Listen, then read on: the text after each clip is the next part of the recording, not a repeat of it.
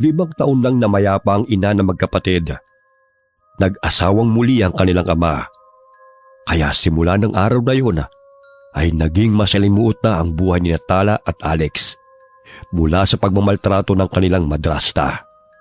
Dali-daling tumakbo si Tala palabas ng bahay nang marinig ang palahaw ng bunsong kapatid. Batid niyang sinasaktan na naman ito ni Josephine. Ilang beses ko nang sinabi sa'yo na ihiwalay mo ang puti sa dekolor. Ang laki mo na pero hindi ka pa rin marunong maglaba. Siyang tama na po yan. Nasasaktan na si Axel. 'Di ba, sinabi ko naman na ako na huwang maglalaban ng damit niyo mamaya. Tinatapos ko lang po ang pagluluto. Ni hindi pa nga nakakapagpahinga si Axel matapos mag-igib ng tubig eh. Ngayon, inuutusan niyo na naman na maglaba. Anong gusto nyo? Tutunganga na lang kayo? Nagdadahilan ka pa talaga, no? Palibhasa ang tamad niyong magkapatid. Bunso, halika rito. Tumahan ka na, ha? Ate, ang sakit ng likod ko. Ang lakas ng pagkapalo niya. Abay, magsusumbong ka pa talaga sa kapatid mong isa ring tatanga-tanga. Mamaya, isusumbong ko kayo sa tatay nyo. Diyan ka naman magaling eh. Ang isumbong kami kay tatay. Bakit kasi hindi mo labhan yung mga damit mo? Hindi yung utos ka ng utos. Tapos magagalit ka kapag hindi nabanlawan ng maayos. Imbis na maghilata ka buong araw, tulungan mo rin kami sa gawaing bahay. Aba, sumasagot ka na ngayon, ha? Ano bang pinagmamalaki mo, ha? Sinabunutan ni Josephine ang anak-anakan niyang si Tala at pinagsasampalang dalagita. Malakas niya itong itinulak kaya't natumba ito sa lupa. Chang, ate, tama na. Lalaban ko na lang po ulit ang damit mo, Chang. Kahit laban mo pa yan ng paulit-ulit, hindi mo na maibabalik ang dating kulay niyan. Dahil natalsikan na ng Clorox. Palibhasa ang bobo mong paliwanagan eh. Hindi marunong umintindi. Alam mo naman pala ang dapat gawin eh. Bakit inuutos mo pa kay Axel? Bakit hindi na lang ikaw ang maglaban ng mga damit mo para hindi ka puro reklamo? Gusto mo dagdagan ko pa ang sugat sa mukha mo? Mamaya makikita ninyo. Isusumbong ko kayo sa tatay nyo dahil hindi nyo ako nire-respeto. Respeto ba ka mo? Hindi yun nararapat ibigay sa'yo. Dahil hindi mo rin kami nire-respeto bilang tao. Mas masahol pa sa hayop kung ituring mo kaming magkapatid. Lahat naman ng utos mo ay sinusunod namin ah. Nagbabait-baitan ka lang kung nandito si tatay. Lumalabang ka na ngayon ah. Gusto mo bang kalbuhin kita? Talaga namang walang yaka eh. Ewan ko ba kung anong nagustuhan ni tatay sa'yo? Walang-wala ka sa kalingkingan ni nanay. Bukod sa masama ang ugali mo, malaki pa yung mga mata mo. Kaya siguro nakikita mo ang lahat ng pagkakamali namin ni Axel. Kaso nga lang, ang pagkakamali mo, hindi mo napapansin. Abay, sumusobra na yung kabastusan mong babae ka. Gusto mo bang palayasin ko kayong dalawa rito? Ikaw ang lumayas dahil bahay namin to. Wala kang karapatan dito. Hoy, asawa ko ng tatay nyo. Kaya may karapatan ako sa pamamahay na to. Nang mamatay ang walang kwenta nyong ina, ako na ang nagpapasaya sa tatay nyo. Kaya magdahan-dahan ka sa pagsasalita mo sa akin, bata ka, ha? Nagpapasaya? Puro sakit lang ng ulo ang ibinibigay mo eh. Puro hingi rito, hingi doon. Kaya nga dapat na sa amin mapunta ay sa'yo na lahat. Ambisyosa ka kasi. Anong sabi mo? Bastos kang bata ka. Nandidilat pa ang mga matang nilapitan ni Josephine si Tala at muling sinabunutan. Gayun na lamang ang pag-awat ni Axel sa dalawa habang umiiyak. Binitiwan ng babae ang dalagita nang mapansin na pinagtitinginan na sila ng mga kapitbahay at inawat din sila ng mga ito. Sa susunod na bastusin mo ko, hindi lang yan ang aabutin mo sa akin. Kayo ng kapatid mong pilay. Hindi ko hahayaan na masaktan mo pa kami. Noon tiniis ko ang lahat ng pagmamalupit mo sa amin dahil ang bata pa namin. Ngayon, hindi ko na kayang tingnan at pakinggan na lamang ang kapatid ko habang umiiyak. Samantalang ikaw, nagpapakaray na sa bahay namin. Lumayas ka rito! Layas! Aalis ako rito kung ang tatay mo na ang magpapalaya sa akin. Tingnan ko lang kung sino ang pagagalitan niya mamaya. Boba! Ate, tama na po. Gagawin ko na lang pong pinag-uutos ni Chang para hindi ka na niya awayin. Halika na, Axel. Iwan na natin ang baliw na babaeng yan. Doon na tayo sa kusina. Nagugutom ka na ba? Malapit nang maluto ang sinaing. Pinagpag ni Tala ang alikabok sa kanyang damit. Matalim siyang nakipagtitigan kay Josephine bago ito pumasok ng bahay. Ipinanganak na hindi pantay ang paa ni Axel, kaya paika-ika ito kung maglakad at gumagamit ito ng saklay upang makalakad ng maayos. Isang forma ng kanilang ama, kaya madalas ay gabi na ito umuwi sa kanilang bahay. Dahilan na nagagawang pagmalupitan sila ng kanilang madrastang si Josephine. Mahigit 10 taon ang tanda ng kanilang ama sa babae, kaya nauutusan nito. Anumang luhoy ibinibigay niya sa babae sa takot na iwan siya nito. Masakit pa ba ang likod mo? Patingin nga ako. Hindi na po, ate. May sugat at saka may bukol ka, oh. Papahiran ko lang ng langis. Mabisang gamot ito para sa mga bukol. Konti na nga lang pala ang natira. Ate, di ba pangalawang asawa ni tatay si Chang? Bakit hindi niya tayo tinuturing na anak niya? Bakit sinasaktan niya tayo palagi? Pera lang ang habol niya kay tatay. Ni minsan hindi nun kayang magpakananay. Ang sama-sama ng ugali. Walang pag-asa na magbabago pa yun. Ewan ko nga ba kay tatay kung bakit pinatira niya si Josephine dito. Naging miserable lang ang buhay natin sa babaeng yun eh. Wala na ba tayong ibang kamag-anak? Baka naman pwede tayong dun tumira. Ayoko na po rito, ate. Meron, si Tio Andres. Kinuha na tayo noon ni Tio rito nang malaman niya na sinasaktan ako ni Josephine. Mga 3 taong gulang ka pa lang nun. Kaso nga lang, binawi tayo ni tatay sa kanya. Dahil kinuha tayo ni Chong dito sa bahay nang walang paalam. Paano kung umalis tayo ulit dito at doon na lang tayo kay Tio Andres? Mag-aaway na naman sila. Naalala ko noon na nagkasagutan sila eh. Muntik pang magsuntukan. Ayokong bigyan pa ng problema si Chong. Pero alam mo, bunso, mahal niya tayo dahil wala silang anak ni Tia Isabel. Malaki na tayo, ate. Pwede na tayong pumunta sa bahay nila. Kaso nga lang, nakalimutan ko na kung saan ang bahay nila. Napahinto sila sa pag-uusap nang marinig ang sigaw ni Josephine. Kinandado nila ang pinto patungo sa kusina, kaya hindi ito makakuha ng pagkain. Hoy mga walang ya! Buksan niyo ang pinto dahil nagugutom na ako! Magluto ka ng pagkain mo dahil ubos na ang ulam. Ano? Ipagluto niyo ako kung ayaw niyong masaktan. Wala ka bang mga kamay? Di magluto ka. Ang lakas ng loob mong saktan kami. Tapos parang amo ka namin kung umasta. Hoy, para malaman mo, hindi mo kami katulong at hindi mo kami pinapasweldo. Sino nagbigay sa'yo ng karapatan na sagot-sagutin ako ng ganyan? Ang lakas ng loob mong kalabanin ako ah!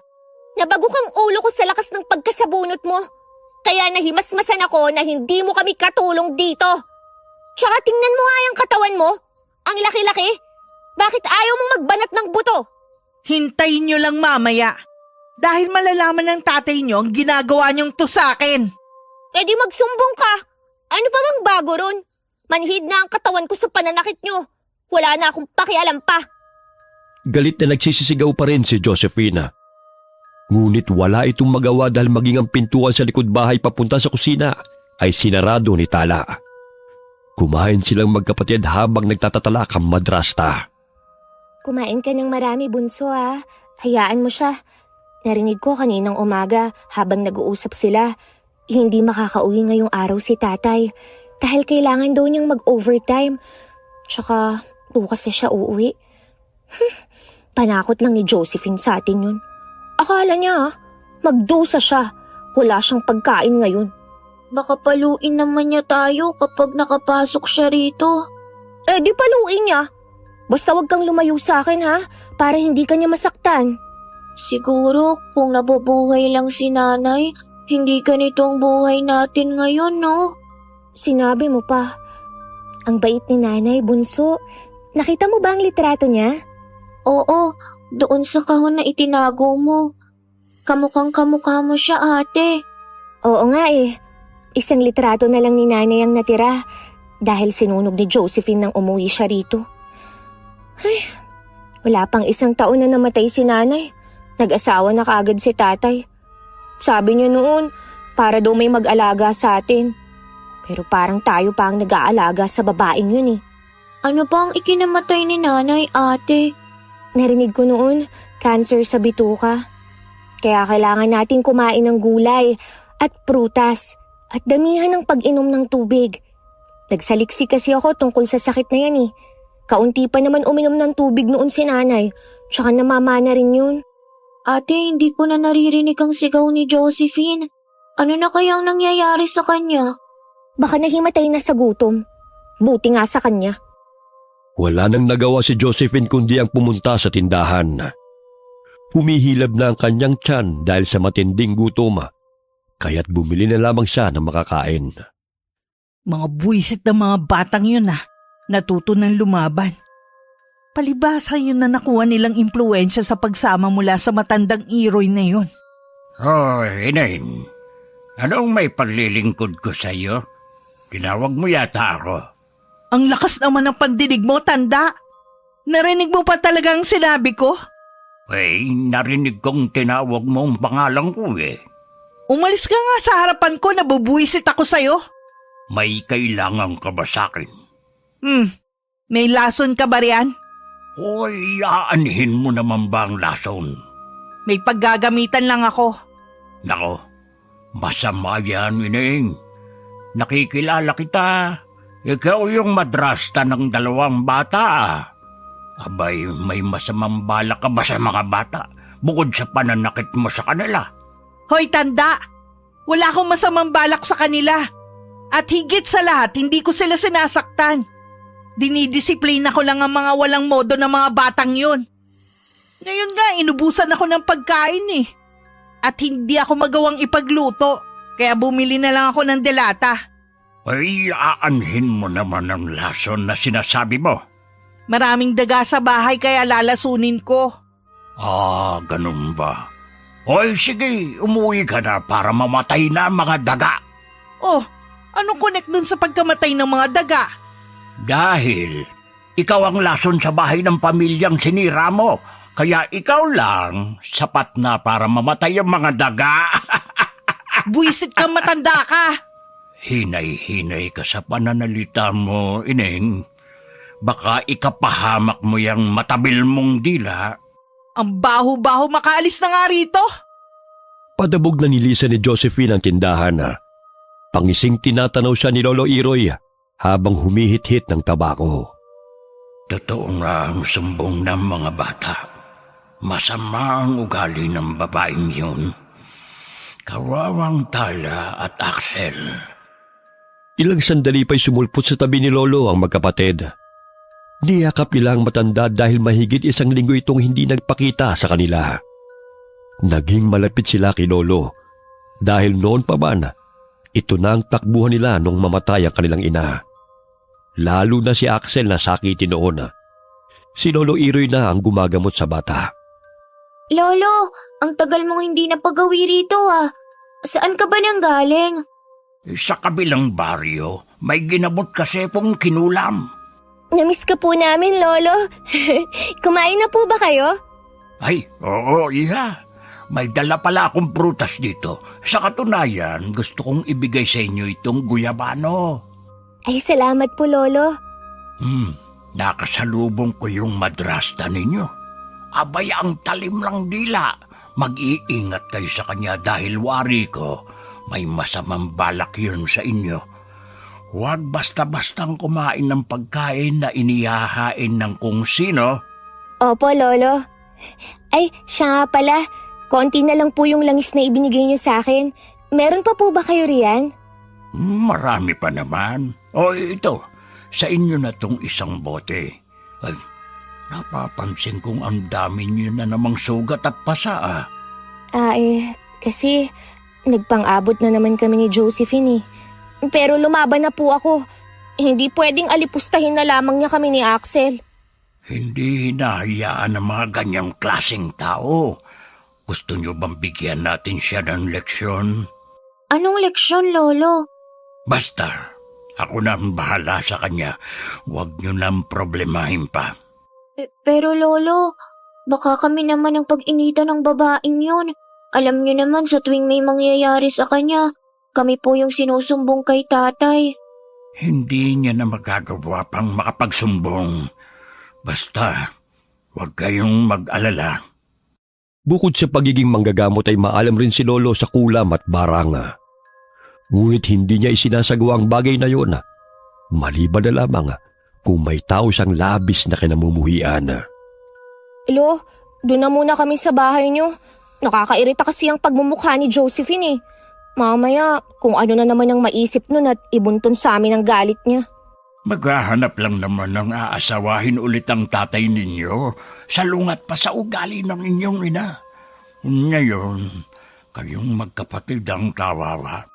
Sasama na lang kaya kami sa inyo sa panggagamot o di kaya dito na lang kami ni ate.喂, kung ako lang ang masusunod bakit naman hindi? Ay kaya lang, magagalit ang tatay ninyo. At saka paano yung pag-aaral ninyong dalawa kung sasama kayo sa akin? Ay gayong hindi naman ako pumipirmi rito at kung saan-saan ako napapadpad. Gusto ko na nga pong umalis sa bahay eh. At doon na lang kami kay Tio Andres. Kaso nga lang, hindi namin alam kung saan siya nakatira. Si Andres, yung bang kapatid ng nanay ninyo? Ay opo, Lolo. Alam niyo po ba kung saan siya nakatira? Sa pagkakaalam ko noon sa sitio Balabag sila nakatirang mag-asawa, baka makadaan ako roon at hanapin ko sila. Sige po, Lolo. Gusto na talaga naming umalis sa lugar na to eh. Dahil hindi ko na kayang pagmamaltrato sa amin ni Josephine. Lalo na kay Axel na may kapansanan pa. Napansin ni Tala na may inilagay na hibla ng buhok sa garapon si Lolo. Ilang sandali pinatakan niya ito ng abo ng tabako bago inihipan ng usok at agad na tinakpan ng garapon. Ano po ba ang ginagawa niyo, Lolo? Pausok lang yan. Siya nga pala, may dala rin akong suman dito. Ibinigay ni Mina. Hindi ko ito mauubos kaya saluhan ninyo ako. Ay, ang bango naman. Mukhang masarap nga. Kumain lang kayo, ang dami nito, Si Mina talaga, ayaw akong magutom sa daan. Sana maging katulad niyo rin po ako paglaki ko, Lolo. Para naman marami akong madalang pagkain. Ikaw talagang bata ka. Mag-aral kang mabuti para hindi lang suman ang maaari mong kainin.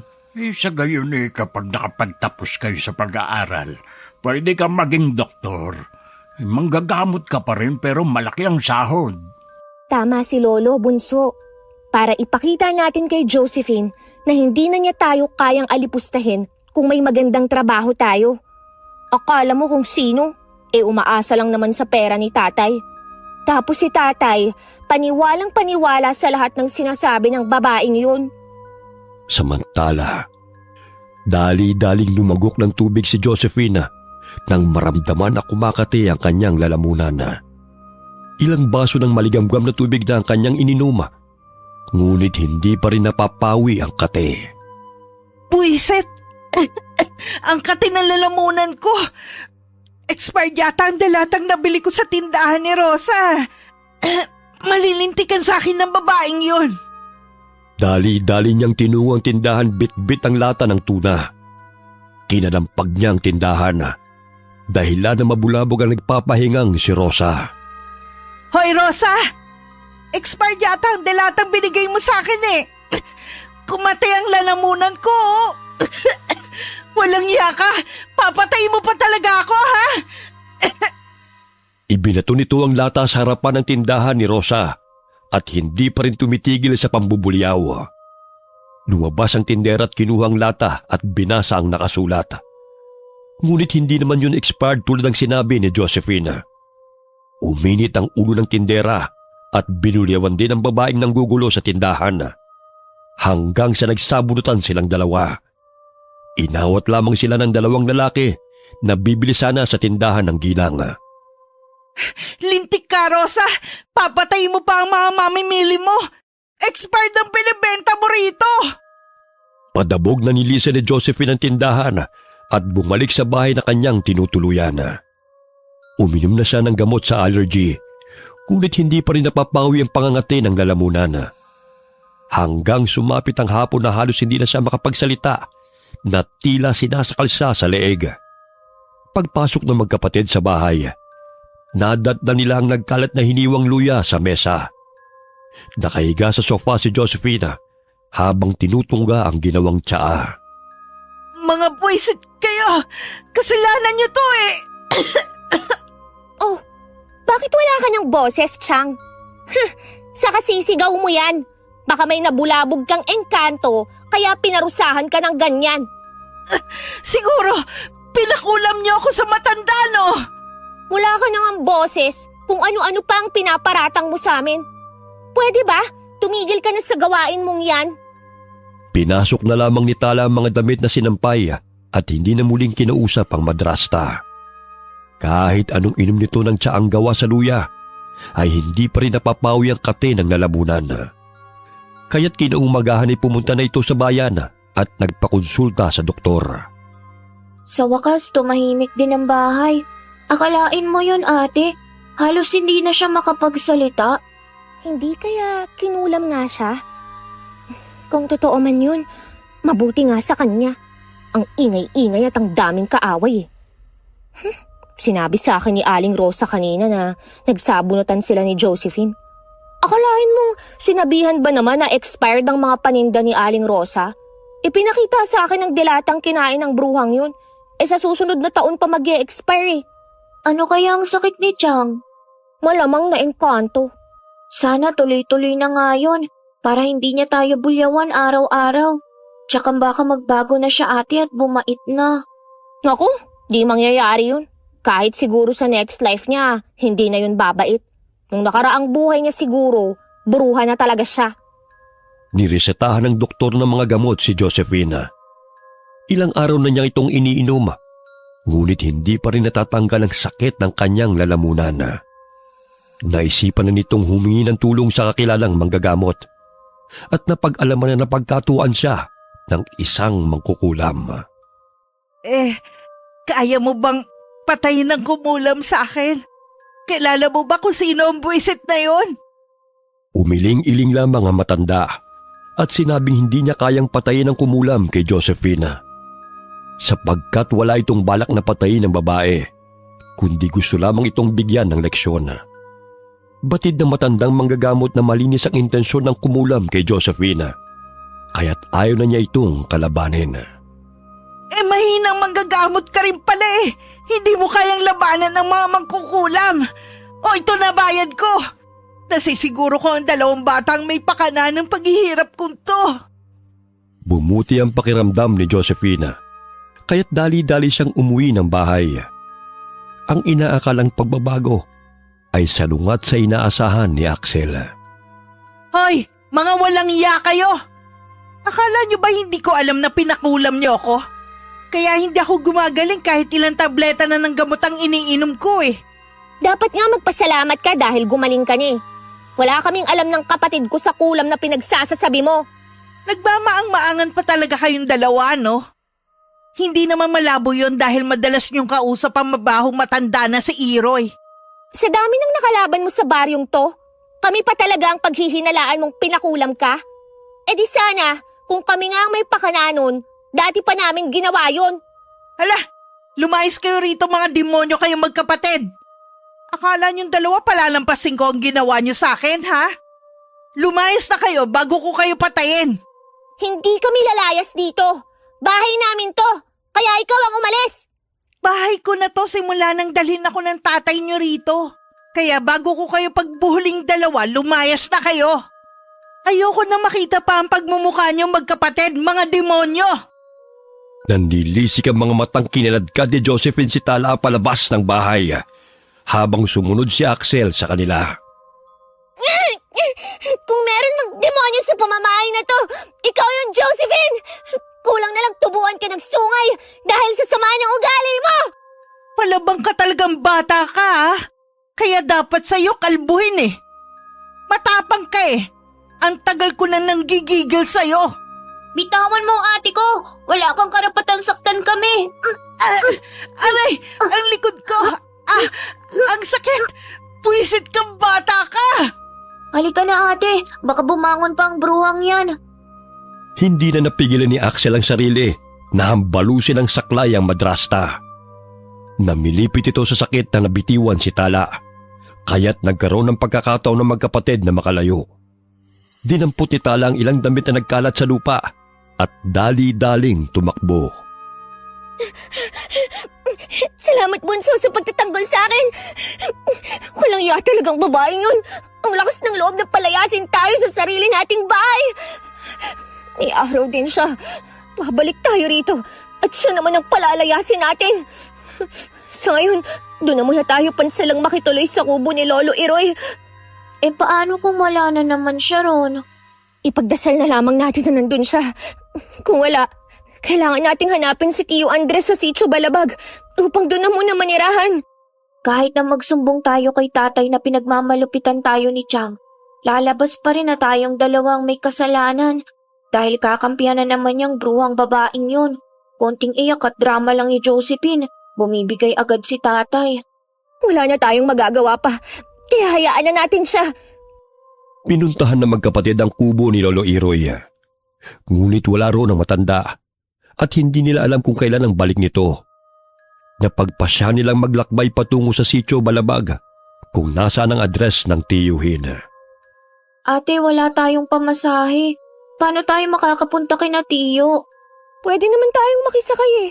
Diba madalas naman nating ginagawa yun kapag wala tayong baon papuntang paaralan? Ate, mahal pa ba tayo ni tatay? Kasi parang si Chang na lang ang palagi niyang kinakampihan eh. Tapos wala na siyang pakialam sa atin. Nabilog na kasi ng babaeng yun ang ulo ni tatay. Kaya kailangan nating magsumikap para makapagtapos sa pag-aaral. Hanapin natin si Tio Andres dahil siya lang ang makakatulong sa atin. Malayo pa lamang ay kumakaway na si Tala sa truck na paparating. Nakiusap sila sa driver na kung maaari makisakay sila hanggang sa Sitio Balabag. Ngunit ayon sa driver ay hindi rin ang kanyang patutunguhan. Bagamat maaari niyang ibabang dalawa sa kalsada patungo sa baryong yon. Sige po, Manong. Ayos na po yun. Makikisakay na lang tayo ulit sa ibang sasakyan na dadaan, ate. Yun na nga ang gagawin natin. O siya, dahan-dahan sa pag-akyat ha. Baka madulas ka. Nakisakay sa likod ng truck ang magkapatid, palayo sa baryo kung saan sila nakatira. Halos 40 minuto rin ang kanilang nilakbay bago huminto ang truck sa kalsada. Hanggang dito na lang siguro tayo. Dahan-dahan lang, Bunso ha. Marami pa kayang sasakyan ang napapadaan dito? Siguro. Manong, maraming salamat po sa pagpapasakay sa amin ha. Mag-ingat po kayo. Ngumiti ang driver sa kanila at muling pinaandar ang truck. Umpo sa gilid ng daan ng magkapatid hanggang sa mapansin na may sasakyan na dumaan. Subalit nilagpasan lamang sila nito. Sayang naman ayaw tayong pasakyan. Marami-rami pa naman sigurong sasakyan na mapapadaan. Maghintay lang tayo. Ate, parang uulan. Kailangan muna nating sumilong. Naku, ngayon pa talaga umulan. Pumasok na muna tayo sa gubat upang kumuha ng dahon ng saging. Ang lakas ng kulog at kidlat. Natatakot ako, ate. Ngayon lang ako muli nakalabas ng baryo, Bunso. Magtanong-tanong na lang tayo sa mga tao kung saan ang Sitio Balabag. Ate, parang may dumitila sa paa ko. Baka ahas. Namilog ang mga mata ni Tala nang makita ang mabangis na baboy ramo na nasa kanilang tabi. Kaya't hinila niya ang kapatid palayo sa hayop na yun at nagsimula na silang tumakbo sa loob ng kagubatan. Kasabay ng pagbagsak ng malakas na ulan ay tumatakbo sila upang takasan ng dalawang baboy ramo na humahabol sa kanila. Ate, wag mo ko iwan! Ayoko maging pagkain ng mababangis na hayop! Ang saklay mo! Huwag mong bibitawan ha! Pwede mo yung ihambalo sa kanila! Ate, malapit na sila! Kakagatin na niya ako! Akin ang isang saklay mo at ihahampas ko sa kanila! Shoo! Lumayo kayo sa amin! Shoo! Shoo! Dumampot ng bato si Axel at inihagi sa dalawang baboy ramo na lumulusob sa kanila. Patuloy silang tumatakbo kahit hindi nila alam kung saan patungo. Hanggang sa makarating sila sa maliit na kuweba at doon sila sumilong. Nasaan na kaya tayo? Malayo-layo na ang tinakbo natin. Mamaya, may mga ahas sa kuwebang ito. Ate, nakakatakot naman ang lugar na to. Sinasabayan pa ng malalakas na kidlat at kulog. Anong lugar na kaya ito? Ayun, parang may napapansin akong tao. Sundan natin siya, bunso. Dito na lang tayo, ate. Natatakot ako. Mas nakakatakot sa madilim na kuwebang ito. Baka mamaya, may malaking ahas palang nakatira sa loob at lamunin pa tayo ng buo. Halika na, sundan natin ang taong yun. Baka may mga pamamahay rito na mahihingan natin ng tulong. Parang kakaibang mga baboy rami naman yung humahabol sa atin. Namumulang mga mata at nakakatakot ang itsura. Siyempre, gutom sila at tayo ang kanilang pagkain. Kaya halika na. Tutal, basang-basa naman na tayo eh. Kailangan nating maabutan ng taong yun. Kahit malakas ang ulan ay sinundan ng magkapatid ang tao. Tinatawag nila ito, subalit parang hindi nakaririnig. Bingi kaya siya? Kanina pa natin siya tinatawag pero hindi pa rin niya tayo naririnig. Siguro. Kaya kailangan na natin siyang maabutan. Kay bilis pa naman niyang maglakad. Ate, pagod na ako. Magpahinga na muna tayo. Hindi pwede. Baka mawala siya sa ating paningin. Ang bilis pa naman niyang maglakad. Ipapasa na lang kita. Dito ka na sa likod ko. Napansin ng dalawa na dumaan sa kawayang tulay ang taong kanilang sinusundana. Kaya't dahan-dahang lumakad si Tala sa tulay hanggang sa makaabot siya sa dulo. Sandali lang! Pakiusap! Huminto ka sa paglalakad! Ate, bingi talaga siya. Hindi kanya naririnig. Tawagin mo ulit siya. Hinihingal na ako eh. Pakiusap, huminto ka muna. Tulungan mo kami. Hinahabol kami ng mababangis na hayop kung sino ka man. Napalingon na matandang babae sa kanilang kinaroroonan at napakunot noo. Bahagyang napaatras si Tala nang mapansin ang malapad na bibig nito. Tao kaya siya o aswang? Nakakatakot ang itsura niya. Shh! Huwag kang maingay. Ako na ang kakausap sa kanya. Mga bata, anong ginagawa niyo rito? Manang, hinahabol po kami ng mababangis na hayop eh. Kaya napadpad po kami rito. Sa katunayan, sinundan po namin kayo. Nagbabaka sakaling makahanap ng tulong. Pasensya na kayo dahil hindi ako masyadong makarinig. Sumama na lang kayo sa akin. Basang-basa na kayo ng kapatid mo, oh. Sige po, Manang. Salamat po ah. Malapit na ang bahay namin. Pagpasensyaan niyo na kung hindi ko kayo narinig kung tinatawag niyo man ako. Medyo mahina ang pandinig ko eh.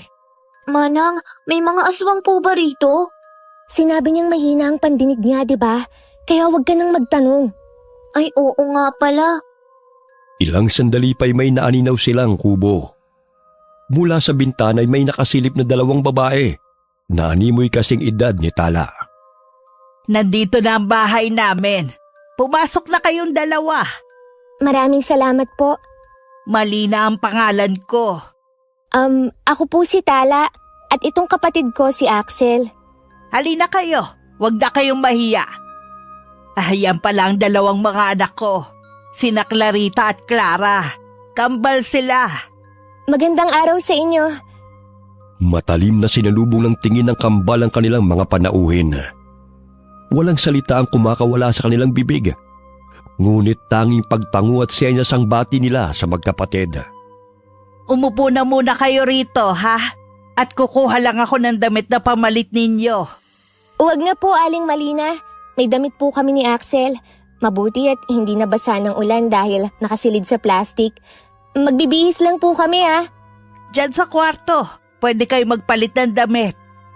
Napakusot ng ilong si Axel dahil sa lansa na naaamoy niya sa kubong yun. Kaya't hindi niya napigilan ng sarili na bumulong sa kapatid. Ate, ang lansa ng bahay. Tsaka kakaibang kinikilos nila. Hindi nagsasalita ang kambal. Tapos yung ali, bingi. Ikaw nga, Pilay eh. Kaya tumahimik ka nga. Mamaya paalisin pa tayo rito dahil pinipintasan natin sila. Sige na, magbihis ka na. Tapos yung bunganga nila, bakit ang laki? Konti na lang aabot na sa tenga. May ganun talaga. Hindi naman pare-pareho ang mukha ng mga tao. Si Josephine nga, Parang kasing laki ng kwago ang mata nun, di ba? Kaya huwag ka nang magtaka. Gumagabi na, kaya't mas lalong tumindig ang balahibo ni Axel. Nakakaramdam din ng kakaiba si Tala sa kambal dahil matalim itong nakatingin sa kanila at pasinghot-singhot pa ang mga ito at bigla na lamang bubuka ang mga bibig. Aling Malina, hindi ba nagsasalita si na Clarita at Clara? Hindi ka niya narinig, bunso. Kaya wag mo nang ulitin na magtanong. Ang alin ang hindi ko narinig, Ineng? Ho? Yung tanong po ni Axel sa inyo? Ang taong mangingikil. Walang taong nangingikil rito. Tanging kami lang ang namumuhay na mag-iina sa kagubatan. Sinabi ko na sa'yo, bunso, na wag ka nang magtanong dahil hindi ka maririnig. Oo, may punso sa gilid ng kubo. Tsaka naririnig ko naman ang mga sinasabi ninyo Sige po, Aling Malina. Napakamot ulo na lamang ang magkapatid dahil hindi sila magkaintindihan. Iba ang kanilang tanong, iba naman ang sagot ni Malina. Kaya hindi na muling nagtanong pa ang dalawa.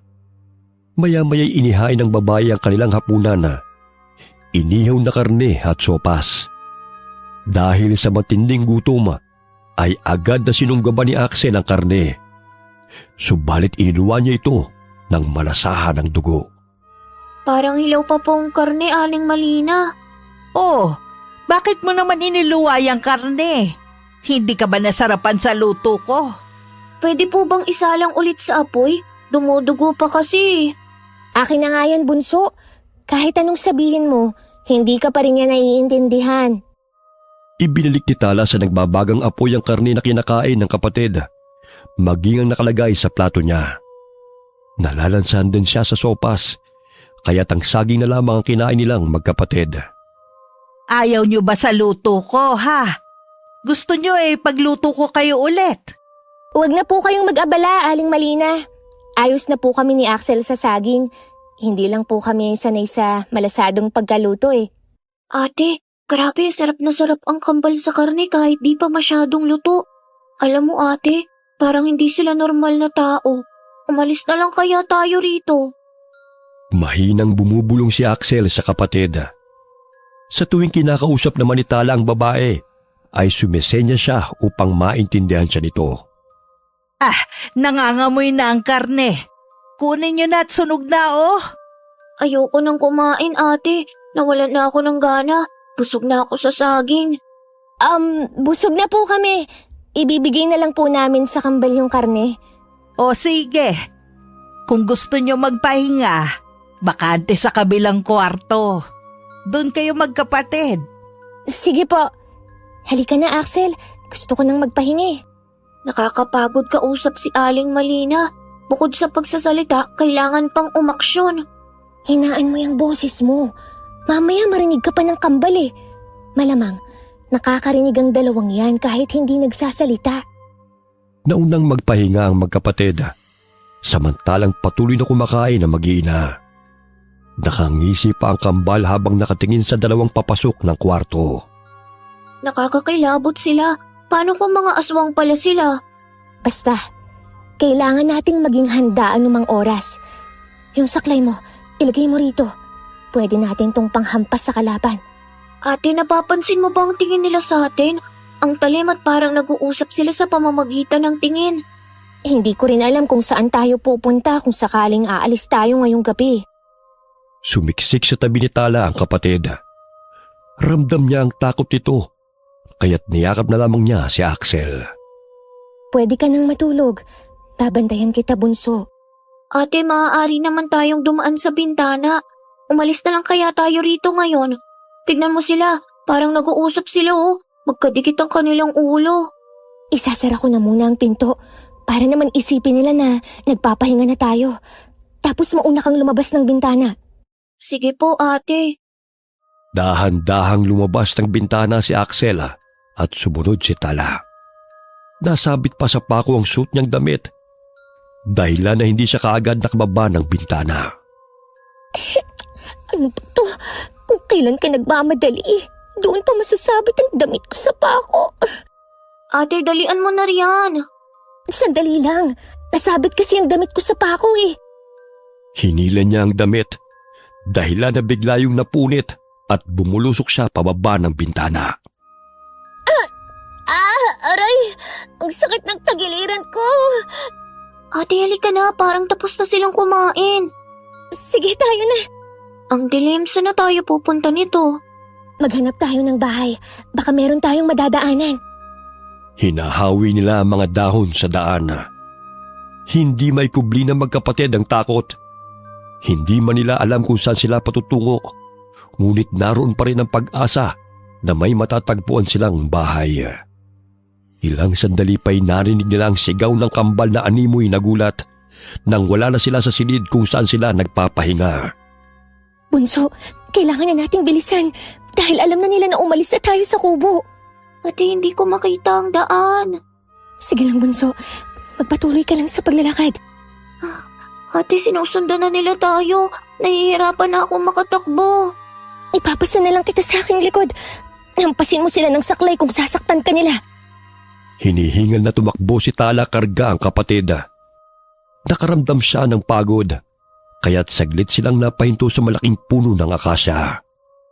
Nagtago sila sa malaking ugat ng puno at pasilip-silip na tinatanaw ang mga sumusunod sa kanila.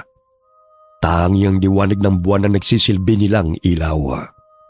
Napatampal sa bibig ang dalagita nang maninag ang kambal na may bit-bit na palakol.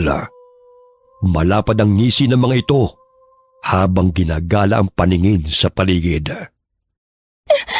Bunso, mga aswang nga sila. Basta huwag kang lumikha ng ingay ha. Hawakan mo ng mabuti ang saklay. Yan lang ang maaari nating panlaban sa kanila. Natatakot ako, ate. Baka mahuli nila tayo. Shhh! Papalapit na sila. Mahahanap pa rin namin kayo kahit saan man kayo magtago. Gusto niyo pang makipaglaro sa amin, ha? Nakita mo ba si Clarita? Hindi pa. Pero alam kong hindi pa nakalalayo ang mga yon. Doon banda ka maghanap at dito naman ako. Kailangan bukas ay may kakatayin ulit tayo. Sariwang karne na naman ang kakainin. Karne! Gusto ko ng karne ng tao! Pigil hininga ang magkapatid habang nagkukubli sa ugat ng puno. Mahigpit na hinawakan ni Tala ang saklaya upang ihampas yun sa mga aswang na naghahanap sa kanila. Hindi ko sukat akalain na ito ang kahahantungan natin, Bunso. Pero lalaban tayo. Ate, paano kung mahanap nila tayo? Shh! May paparating. May anino, nakita niya tayo. Nandito lang pala kayo nagtatago? Walang nakakatakas sa teritoryo namin. Kay dali lamang na makahanap ng pagkain. Kusang lumalapit. Lumayo ka! Hindi kita uurungan! Ah! Aba, matapang ka, ha? Pero hindi na uubra sa akin yan. Dahil tatagtarin ko yung katawan mo at magiging almusal ka na kinabukasan. Hinataw ng kambal na aswang si Tala, ngunit malakas na hinambalo siya ng dalagita ng saklay. Tumayo si Axel at tinulungan ng kapatid sa pagsugod sa kambal na aswang. Nabitiwan nito ang palakol, kaya't dinampot yun ng batang lalaki. Sige, lumapit ka. Puputulin ko yung kamay mo. Hoy, pilay na bata. Akala mo talaga makakaya mo ko? Hindi mo nga kayang makalakad ng diretsyo eh. Huwag mong insultuhin ng kapatid ka! Etong saya! Ay, ang mata ko, ang sakit! Ito pa! Tanggapin mo!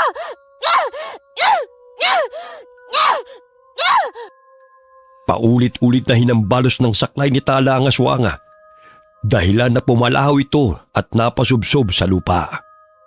Narinig yun ang kambal nitong si Clara, kaya't dali-dali itong kumaripas ng takbo patungo sa kinaroroonan ng kambal nitong aswang.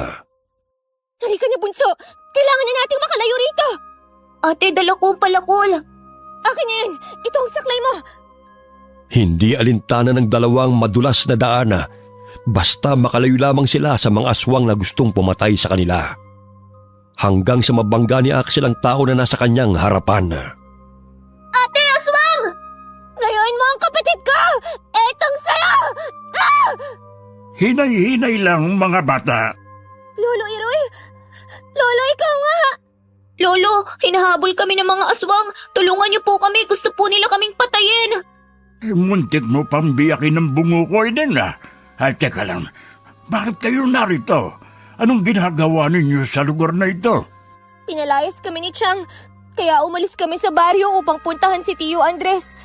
Kaso nga lang, napadpad kami sa bahay ng mga aswang at hinahabol nila kami ngayon. Oh, huwag na kayong matakot at nandito na ako. May naririnig akong mga sigaw kaya hinanap ko. Mabuti na lamang at naisipan kong gumala dahil sunod-sunod na ang patayan sa baryo Pandakan malapit lang dito. Siguro, yung mga aswang nakambal, sila yung pumapatay. Yung kambal? Naku, makukulit talaga ang mga batang aswang na yan. Walang kadala-dala. Biglang sumulpot ang kambal na aswang sa kanilang harapan. Kaya't nagtago silang magkapatid sa likod ni Lolo. Nandito na naman kayo. Sinabi ko na sa inyo na sa susunod na magtagpo ang ating mga landas, ay hindi ko na kayo palalampasin. Ibigay mo sa amin ng mga bata. Kami ang unang nakakita sa kanila kaya sa amin sila. Paano kayo nakasisiguro na sa inyo nga sila? Mga apo ko ang mga batang ito. Apo? Paano nangyari yun? Gayong hindi mo naman sila kasamang pumunta sa bahay. Napakasinungaling mo, matanda ka. Ibalato mo na sa akin ang mga batang yan para hindi na manggugulo. Ako pa talaga ang tatakotin ninyo, ha? Gusto nyo sigurong mabingirin katulad sa nanay nyo, no? Nasaan siya at bakit hinahayaan niya kayo magpagala-gala, ha? Tinanggal ni Lolo ang buntot ng pagi sa kanyang bewang at paulit-ulit na hinambalo sa kambal na aswang. Aray! Tama na, tanda! Ang sakit! Aray! Aray! Walang yakang matanda ka! Ubod ka ng pakialamero! May araw ka rin sa amin!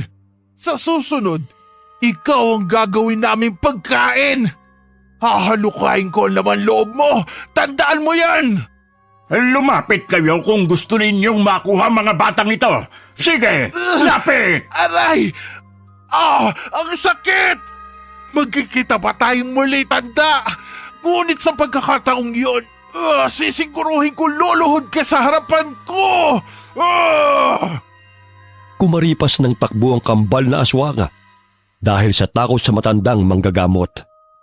Sinalubong sila ng kanilang ina na nooy nag-aabang sa daan.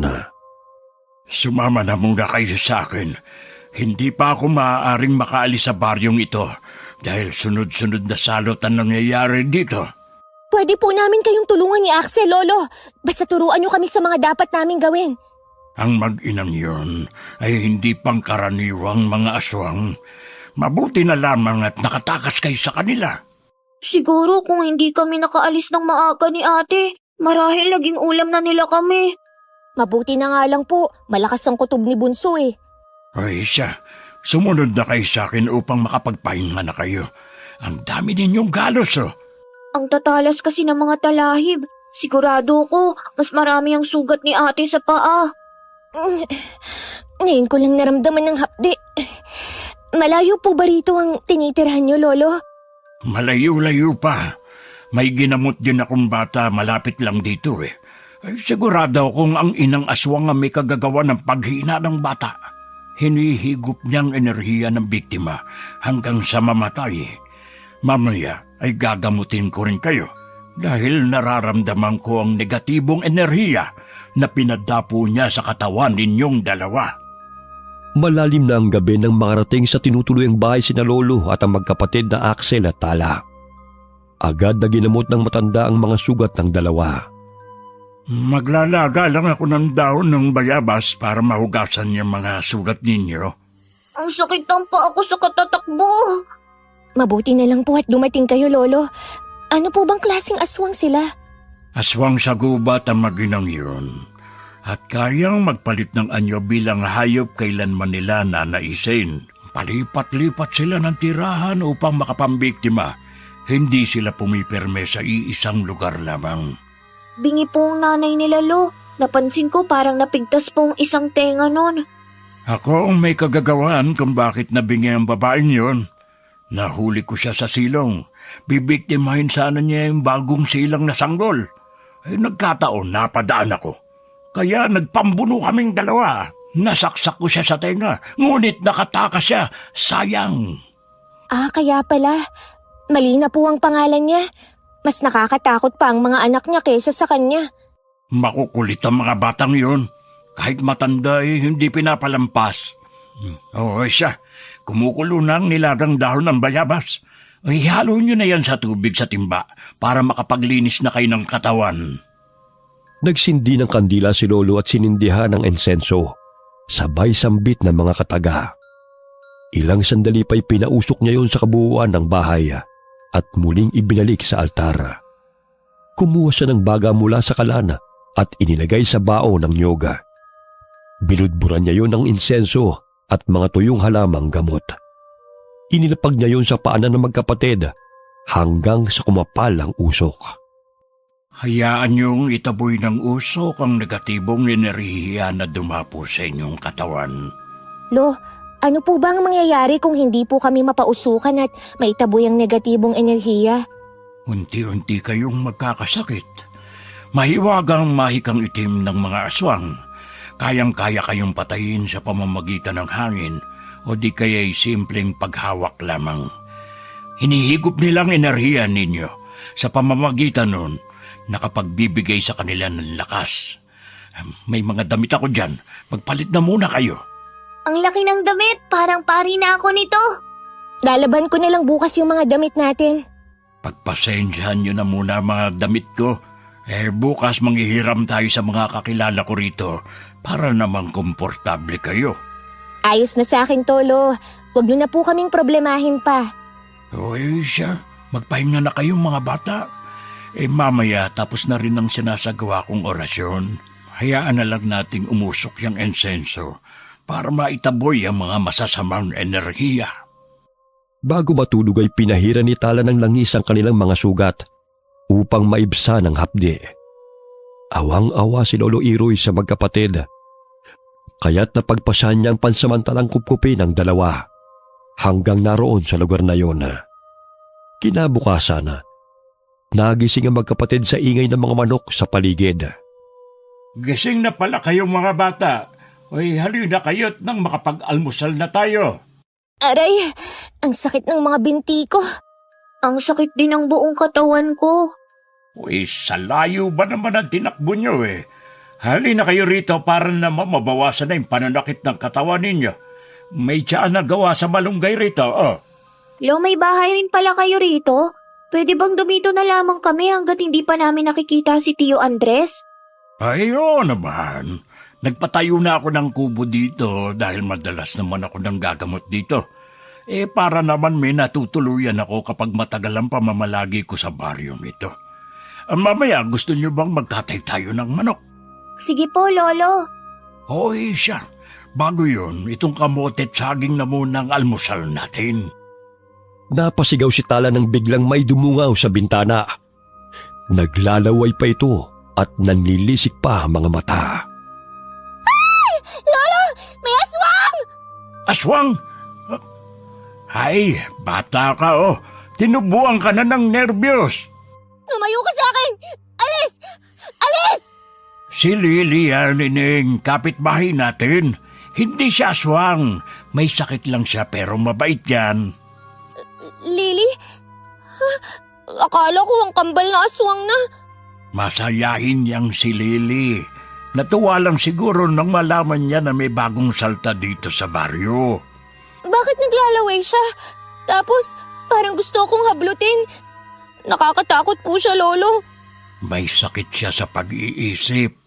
Parang 5 taong gulang na bata sa kabila na 40 na ang edad niya. Ay, hindi siya nananakit. At sa katunayan, mapagmahal siya sa mga bata.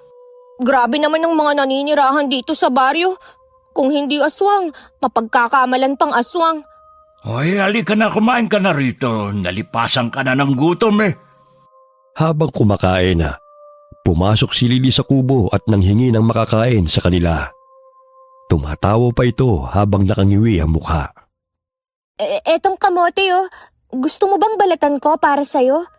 Gusto niyang makipagkaibigan sa'yo, Eling.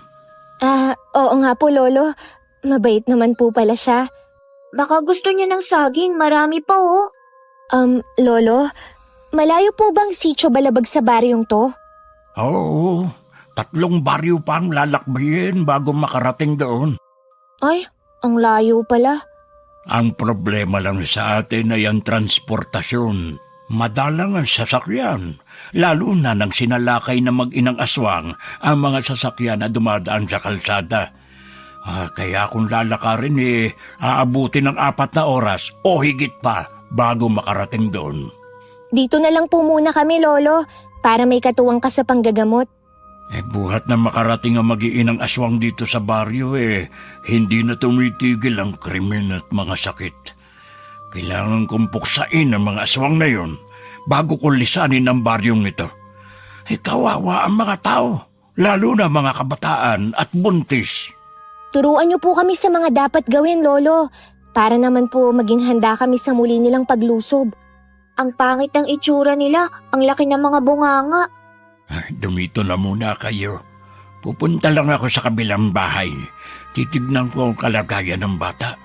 Kagabi halos tumirik ng mata nun Mabuti na lang at naagapan ko.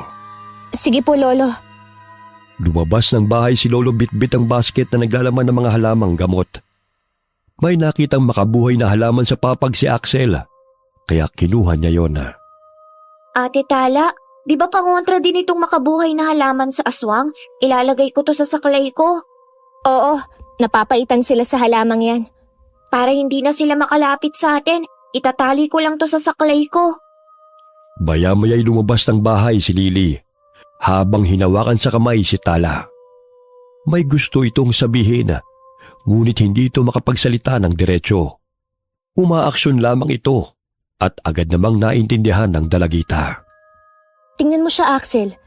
Parang kinikwento niya na nakita niya kung paano patayin ng bata. Sinaksak at kinain ng laman. Hindi ko lang sigurado kung anak niya o ibang bata ang tinutukoy niya. Siguro kung hindi tayo nakatakas sa mag-inang aswang na yon, tsak tad-tad ng mga katawan natin. Ang baho ng hininga nila, yun bang parang kanal? Ay nako, ligpitin na muna natin ang mesa. Sandali lang, Ate Lily ha. Maglilinis na muna kami ni Axel. Tumango ang babae at umupo sa bangko. Mababanaag ang saya nito sa mga mata habang kinakausap si Tala. Para bang magkakilala na sila noon pa man. Ayan na rin pala si Lolo, may bitbit na manok. Hoy, hindi pa pala nakauwi ito si Lily. Mukhang masaya siyang kasama kayo Kumusta na po ba ang batang pinuntahan niyo, Lolo? Ayun, magaling na. Ito ngang manok, binigay ng kanyang ama. May uulamin na tayo mamaya. Lolo, may ikinuwento si Ate Lily sa amin.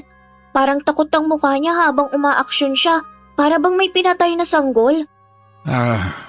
Oo. Nagkaganyan si Lily. Nawala siya sa tamang katinuan nang patayin sa kanyang harapan ang kanyang mga magulang at kapatid. Mga 10 taong gulang lamang siya noon. Mga aswang ang pinaghihinalaang may kagagawan.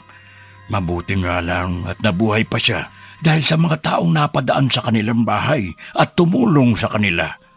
Simula nang mangyari yun, naging sinto-sinto na siya at matatakutin. Mabuti nga't kinupkup siya ng mga tao sa baryong ito.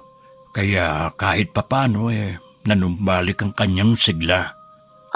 Kaya naman pala. Nagningning ang mga mata ni Tala nang makita ang punong papaya na hitik sa bunga. Kaya agad siyang lumapit doon. Lo, kaninong papayang tanim na to? Pwede po kaya tayong makahingi para pansahog sa manok? Kumuha lang kayo. Ako ang nagtanim niyan. Sagana sa mga gulay ang paligid ng kubo nyo. Hindi na po kayo mahihirapan sa pagkain. Itong naging libangan ko rito bukod sa panggagamot Naging masaya ang pananatili ng magkapatid sa lugar na yon, kasamang matandang manggagamot. Sumasama sila kay Lolo sa tuwing manggagamot ito sa baryo. Unti-unti silang natuto sa mga paraan ni Lolo upang lunasan ang anumang sakit. Maging ang mga pangontra sa mga masasamang elemento ay naging maalam na silang magkapatid. Ginabi sa pag-uwi si Lolo kasama sina Axel at Tala galing sa panggagamot. Hoy, sinabi ko naman sa inyo na doon na kayo sa bahay eh. Nahirapan ka patuloy, Axel. Ayos lang po ako, Lolo. Sanay na po akong maglakbay ng nakasaklay. Lo, parang may sumusunod sa atin. Naririnig niyo ba ang mga yabag? Magpatuloy lang kayo sa paglalakad, mga bata. Ate, baka aswang ang mga yun. Talasan mo lang ang mga mata mo. Ayun, parang may tumatakbong hayop.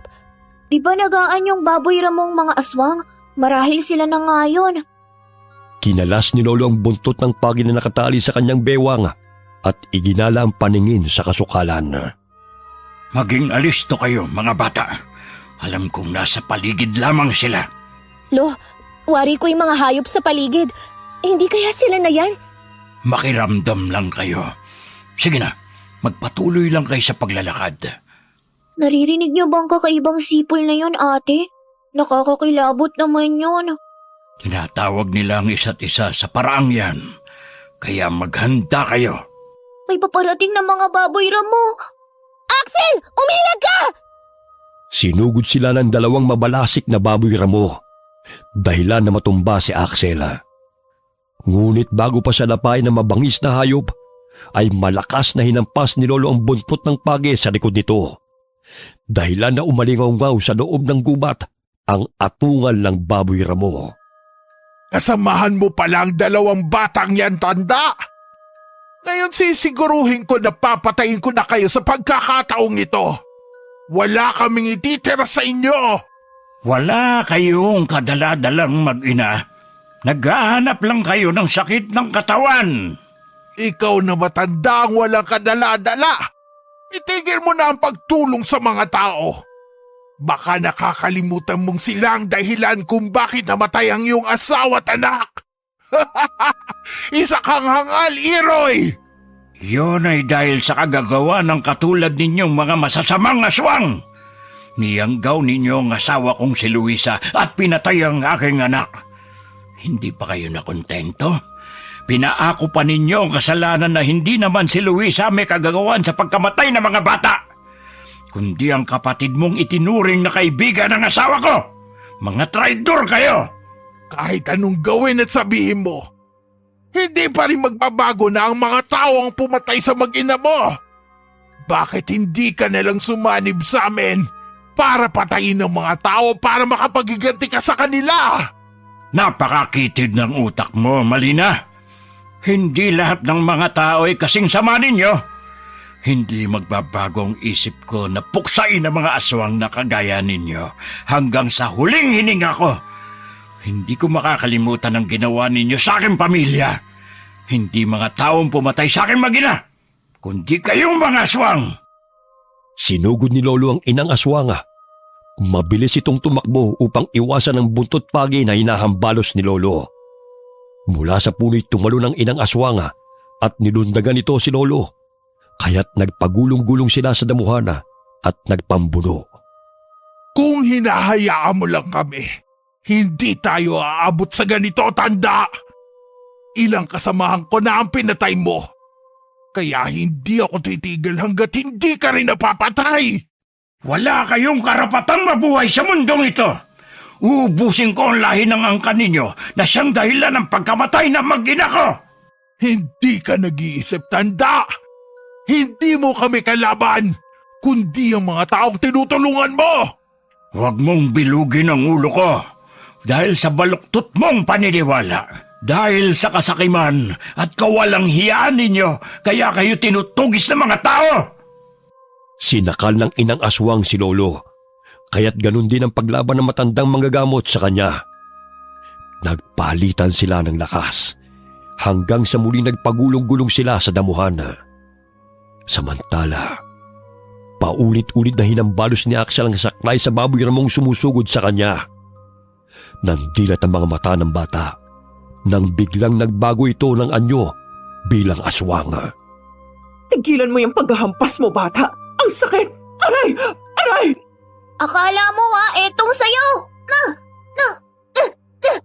Matapang ka na ngayon, pilay ha? Aray! Aray! Pilay pala ha. Sige, insultuhin mo pa ako dahil babasagin ko yung bungo mo. Papatayin kita! Luluray-lurayin ko yung katawan mo at hahalukayin ko yung lamang loob mong bata ka! Lumundag ito patungo kay Axel. Subalit malakas siyang hinampas ni Tala gamit ang sanga ng kahoy. Dahilan natamaan ito sa panga. Malakas na atungal ang pinakawalan ng kambal na aswang dahil sa sakit. Ang panga ko! Hindi ako papayag na masaktan mo pa ang kapatid ko! Hayop ka! Buwisit kang babae ka! Sana hindi na lang kami nagpatumpik noon at pinatay na lang kita. Ngayon hindi na kayo makakatakas pang muli. Yun kung hahayaan namin na saktan mo pa kami! Sino bang pinagmamalaki ninyo? Ang matanda? Isa rin yung lampa. Muling sinugod ng kambal na aswang si Tala. Ngunit muli siyang hinampas ng dalagitan ng hawak nitong sanga at sinabuyan ng asin sa mata. Aray! Ang mata ko! Axel, magtago ka na, bunso! Ako nang bahala rito! Pero ate... Sige na! Hanggat may oras ka pang makalayo rito! Ako na ang bahala sa walang yang aswang na to! Kinuha ni Tala ang tansong patalim at paulit-ulit na sinaksak sa tagiliran ng kambal na aswang na si Clara. Aray! Itigil mo yan! Titigil lang ako kung hindi ka na humihinga! Kayo ang pumapatay sa mga tao sa baryo! Lalo na sa mga inosenteng bata! Kaya dapat lang sa inyo ang mamatay! Nay! Tulong! Tulong! May rason kung bakit kami naligaw ni Bunso sa baryong ito. Yun ay ang puksain ng mga kagaya niyong mga aswang! Hindi kayo magtatagumpay! Muling inundayan ng saksak ni Tala sa dibdib ang kambal na aswang na si Clara. Pasinok-sinok ito habang humahango sa paghinga at unti-unting binabawian ng buhay. Napalingon ang dalagita sa kinaroroonan ng kapatid nang marinig ang sigaw nito. Ate, tundang! Kinakalagkat ako ng kakambal na aswang! Aray! Aray! Si Axel! Kinala ng aswang! Kailangan ko silang sundan! Ang kapatid ko, Diyos ko! Pinatay ng kapatid mo ang aking kambal. Pwes papatayin din kita. Bitiwan mo ako, aswang! Ang sakit ng likod ko! Ate! Tulong! Hindi ka na maabutan ng kapatid mo ng buhay. Maging ang babaeng yun, papatayin ko. Salbahe ka! Bitawan mo ako! Tanging ang sigaw na lamang ng bunsong kapatid ang sinusundan ni Tala. Nadulas pa siya sa daan dahil ang dilim ng paligid. Hanggang sa muli niyang marinig ang boses ni Axel. Malapit lang sila rito. Ayun sila! Bitawan mo ako, pangit! Bibitiwan lang kita kung patay ka na. Isasama kita sa mga kalansay na tinipon namin ni Clara. Hoy! Bitiwan mo ang kapatid ko! Ang bilis mo rin palang tumakbo Mabuti naman na sundan mo kami. Dahil isasama rin kita na ihuhulog sa hukay ng mga kalansay. Magsasalita pa sana ang aswang na si Clarita. Ngunit inihagis ni Tala ang tansong patalim at bumaon yun sa kanang dibdib ng kalaban. Aray! Natamaan ko siya! Bunso! Bunso, nasan ka na? Ate, nandito ako. Hindi kita makita. Umangon si Axel at paika-ikang lumayo sa aswang na nooy namimilipit sa sakit. Naninag ni Tala ang kapatid na nooy nagkukubli sa kahoy. Kaya't dahan-dahan niya itong nilapitan. Bunso! Halika doon tayo! Kailangan na nating makaalis dito! Nasisingot ko ang masangsang na amoy. Sigurado akong dito nga ang imbakan nila ng mga bangkay. Ate, may nakuha akong matigas na bagay. Ito. Buto yan ng tao, Bunso! Ay, pero pwede naman tong panghampas sa kanya. Nabitawan ko kasi ang saklay ko. Magtago na muna tayo. Mamaya susulpot na naman ng aswang na yun eh. Napatay mo pa talaga ang kapatid niya? Siguro, nanghihina na yun nung iwan ko eh. Sige, magtago kayo! Pero hindi na kayo makakalayo pa. Naamoy ko ang lansa ng dugo niyo magkapatid. Kaya pagbutihin niyo magtago dahil kapag nahuli ko kayo, Dudurugin ko talaga ang mga bungo nyo at lalantakan ko ang mga utak nyo! Andiyan na siya. Akin niya ang buto. Magtago ka lang dyan, ha? Nanginginig ang katawan ni Axel habang nagkukubli sa likod ng puno. Napagtanto niya na hindi sapat ang mga pangontra tulad ng halamang gamot upang labanan ang aswang. Kinakailangan ng tibay ng loob at malakas na katawan. Ate, nandyan na siya. Parang asong pasinghot-singhot, oh. Shh! Naaninag ko ang butas. Doon nga nila itinatapon ng mga kalansay. Ang sangsang ng amoy. Pigil ang hininga na magkapatid habang nagkukubli sa likod ng puno. Ilang sandali pa'y pinalo ni Tala ang ulo ng aswang gamit ang hawak nitong buto. Ngunit nasanggayon ang kalaban at nagpambuno silang dalawa. Nagpagulong-gulong sila hanggang sa bumagsak sila sa butas kung saan naroon ang mga kalansay. May tubig pa roon, dulot ng ulan noong nakaraang araw. Ate Tala! Tumakas ka na, bunso! Walang makakatakas sa inyong dalawa. Maging ang kapatid mo'y lilibing ko rito! Ikaw ang ililibing ko rito! Ah! Aray! Kung kaya mo akong takasan, edi napakaswerte mo. Hindi ko hahayaan na makawala ka pang muli. Lalo na't pinatay mo ang kakambal ko. Isa kang hangal! Nilublob ng aswang si Tala sa maruming tubig. Halos hindi na makahinga si Tala dahil sa hindi makayanan ng amoy. Kailangan gumawa ko ng paraan upang mailigtas si ate. Alam kong dehado siya sa hayop na aswang na yon. Lampas dibdib ng dalagita ang tubig, kaya't habol-habol ang kanyang paghinga sa tuwing hinihila siya ng aswang pailalim.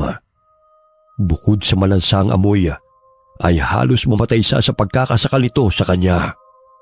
Nagkataon na nilublob ng aswang si Tala sa tubig, gayon din ang paghambalos ni Axel gamit ang sanga sa ulo nito. Dahil sa lakas ng paghampas, ay nawala ng balanse ang aswang at nabitiwan nito si Tala.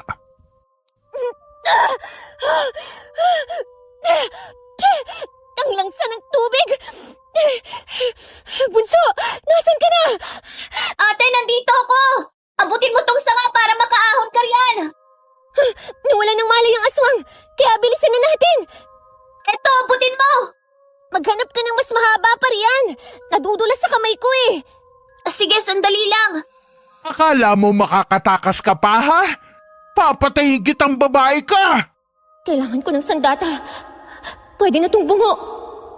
Malakas na pinukpok ni Talang nakapanyang bungo sa ulo ng aswang, dahilan na napatras ito. Kumuha rin ng buto ang aswang at naghampasan silang dalawa. Etong saya! Akala mo talaga hindi kita lalabanan, ha? Ikaw ang nababagay na ilibing dito, kasama ng mga kalansay! Isasama kita! Hindi kita mapapatawad sa pagpatay mo sa kapatid ko! Eh kung nagpapakabait kayo, sana hindi nyo aabutin to! Ate, ito na! May nahanap na akong baging, abutin mo! Hoy bata! Huwag ka nang mag-aksaya pa ng panahon dahil maging ikaw isasama ko rito! Halika rito! Dahil ikaw ang isasama ko sa mga biniktima niya! Umigop ng hangin si Tala bago lumublob sa tubig. Hinila niya ang paa ng aswang, kaya't natumba ito at kinampay nito ang mga kamay. Tingnan ko lang kung makakahinga ka pa. Ang daldal mo eh. Higupin mo ang lahat ng tubig para tumahimik ka na. Ate, ano nang nangyayari dyan? Ayos lang ako rito, bunso. Huwag mo na akong alalahanin. Patay na ba ang aswang, ate? Konti na lang siguro. Malulunod na to. Ilang sandali pa'y tumigil ang aswang sa pagkampay ng kanyang mga kamay. Kaya't binitiwan siya ni Tala. Nasaan ka ba, bunso? Nandito ako, ate, oh. Abutin mo tong baging, dali. Sige, hilahin mo, bunso. Ang dulas pa naman ng lupa. Sige pa. Konti na lang. Ay, ang bigat mo, ate. Ay, salamat, bunso. Muntik na ako mapatay ng aswang na yun. Halika na, balikan na natin si Lolo.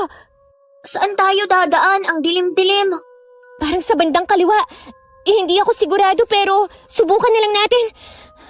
Ay, ang baho! Grabe! Nakakasuka ang lansa ng tubig. Doon nila itinatapon ng mga kalansay ng mga biktima nila. Saglit silang napatigil sa paglalakad. Nang may naaninaw ng mga taong naglalakad na animoy may hinahanap. Nagulat sila nang biglang sumulpot sa kanilang harapan ng lalaki at kinaladkad si Tala sa pag-aakalang siya ang aswang. Aray! Bitiwan mo ako! Hindi ako aswang! Ano hindi? Kasing baho mo ang aswang na nagpapagala-gala sa baryong ito. Ngayong nahuli na kita, hindi ka na makakatakas pa. Ang dapat sa inyo, pinapatay! Bitawan mo ang ate ko! Hindi siya aswang, nagkakamali ka! Abat may kasama ka pang lamang lupa, ha? Maniwala ka sa amin! Hindi po kami aswang ng kapatid ko! Naging kami ay hinahabol ng mga aswang na sinasabi nyo! Nagkukunwari pa kayo! Ayaw kitang saktan, pero kung hindi mo bibitawan ang ate ko, mapipilitan ako hampasin ka! Buong lakas na hinambalos ni Axel gamit ang buto ang kamay ng lalaki. Dahilan na mabitiwan ito ang dalagita. Magkahawak kamay na tumakbo ang magkapatid mula sa mga taong tumutugis sa mga aswang. Bilisan mo, bunso! Napagkamalan patuloy tayong mga aswang! Doon tayo! Parang walang nakaabang doon! Pagod na ako, ate. Ang sakit-sakit na ng paa ko. Konting tiis na lang! Kailangan nating makalayo rito bago pa tayo mahuli ng mga lalaking yun! Pag minamalas ka nga naman, oh. Ayun! May malaking bato! Doon na muna tayo magtago! Nandiyan na sila, ate. Naririnig ko ng mga yabag nila. Ang sakit ng paa ko, bunso! Malalim ang sugat ko! Hinahanap kaya tayo ni Lolo? Sana naman matagpuan niya tayo. Hindi lang aswang ang kalaban natin, pati ang mga lalaking yon. Pigilang iyak ni Tala dahil sa sakit ng kanyang sugat. Malaki ang hiwa sa kanyang talampakan nang maapakan niya ang nakausling bato. Nakahinga sila ng maluwag nang maramdaman na nakalayo na ang mga kalalakihan. Dito na lang muna tayo, bunso. Hanggang sa sumapit ang umaga. Hindi naman natin alam kung saan tayo pupunti. Opo, ate. Masakit pa ba ang paa mo? Oo, bunso. Malaki ang hiwa sa talampakan ko. Pero kaya ko pa naman. Bukas, maghahanap tayo ng halamang gamot dito sa gubat. Niyakap na lamang ni Tala ang bunsong kapatid. Hindi niya namalay na pumatak ang kanyang mga luha dahil sa pag-aalala sa kaligtasan nilang magkapatid. Ay, hindi ako susuko, bunso. Para sa'yo. Kailangan nating lumaban sa anumang pagsubok na dumadating sa ating buhay. Ikaw na lang ang meron ako. Kaya hindi ko hahayaan na masaktan ka ng kahit sino. Sumapit ang umaga. Nagising ang magkapatid dahil sa liwanag na tumatama sa kanilang mukha. Papungas-pungas na bumangon ang dalawa hanggang sa matanaw nila ang puno ng malunggay, hindi kalayuan sa kanilang pinagkukublian. Ang lapit lang pala ng malunggay sa atin. Kaso ang dilim-dilim kagabi kaya hindi natin napansin. Kukuha lang ako para magamot ko na yung sugat mo. Bunso, tingnan mo! May ilog doon! Ay, oo nga! Ang linis ng tubig! Kumuha ka na muna ng malunggay para makapaglinis ako ng katawan bago ko gamutin ang sugat ko. Tanging ang sanga ng kahoy ang ginawang saklay ng magkapatid. Tinungo nila ang ilog at agad na nagtampisaw sa tubig. Ay, salamat naman.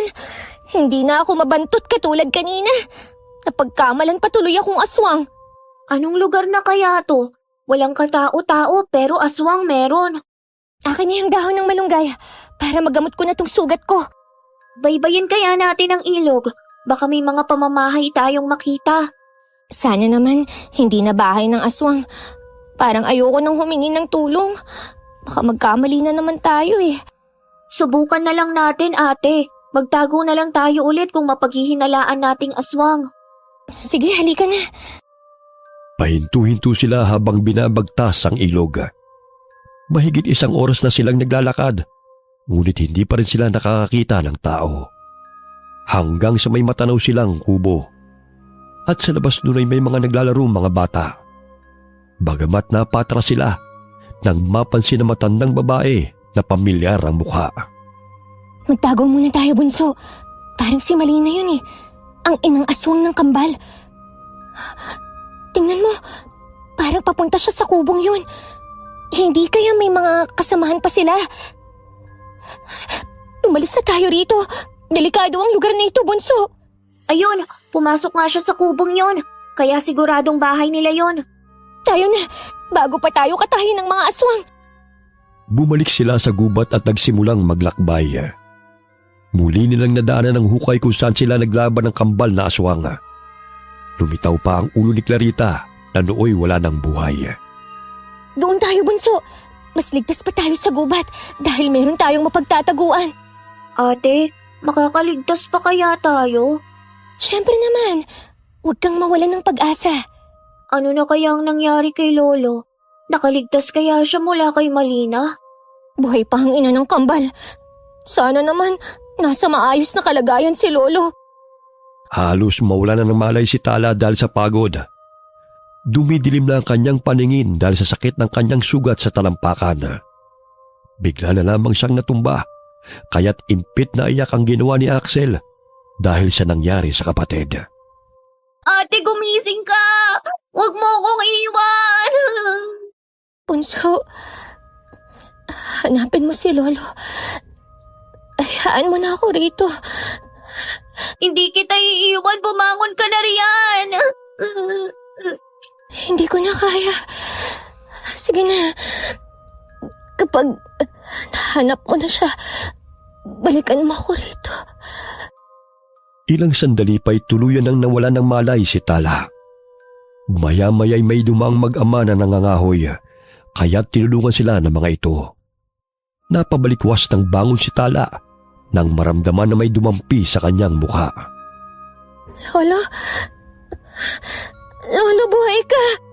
Mabuti na lamang at nakita kayo ni na Damian at Nestor. Hinanap ko kayo buong magdamag. Akala namin kung napano na kayo, Lolo. Nasaan po si Axel? Ayun, kumakain. Oh, masakit pa ba ang mga sugat mo? Ay, kumain ka na muna. Ipinagluto kita ng lugaw. Ate, mabuti at gising ka na. Gusto mo bang subuan kita? Wag na. Kaya ko ang sarili ko.